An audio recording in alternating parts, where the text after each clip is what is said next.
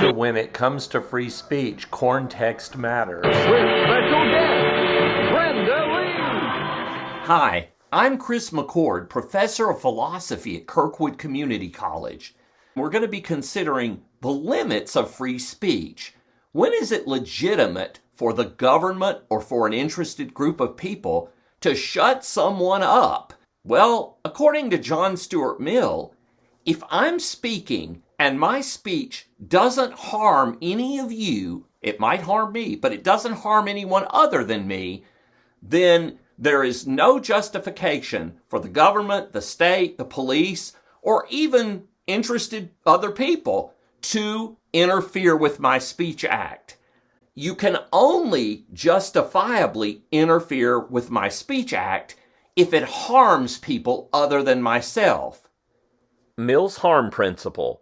No one is justified in interfering with your speech unless your speech harms people other than yourself. Did you take Junior Sample's temperature like I told you to? No, I did not, Doctor. But the harm principle says that I should be able to say anything I want, so long as it don't hurt nobody else. Now, what is harm? Types of harm include physical harm, like if somebody stabbed you with a fork, emotional, long-term mental harm, or creating a clear and present danger for someone. So if I say, I'm going to get you one of these days, you better watch your back, that would be the third one.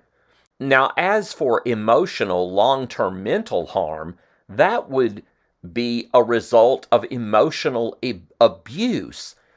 It's not the same as merely being offended. So, for example, the little old lady who gets offended by seeing two men kissing, she is offended, but she's not harmed. Physical harm, emotional harm, and clear and present danger. I wish all of these things to me would remain a stranger. Mill has an interesting example for us. The example of corn growers who hoard corn in order to keep corn prices high. Imagine we're in Victorian England and there are a lot of people who are starving and they can't afford to buy corn. So you can understand they would get pretty mad at the farmers for this tactic of hoarding grain to keep corn prices high. Mill gives us an example of two acts of speech that we might make at that time.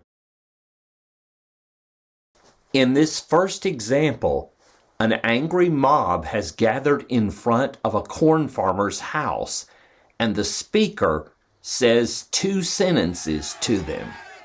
Corn dealers are starving the poor.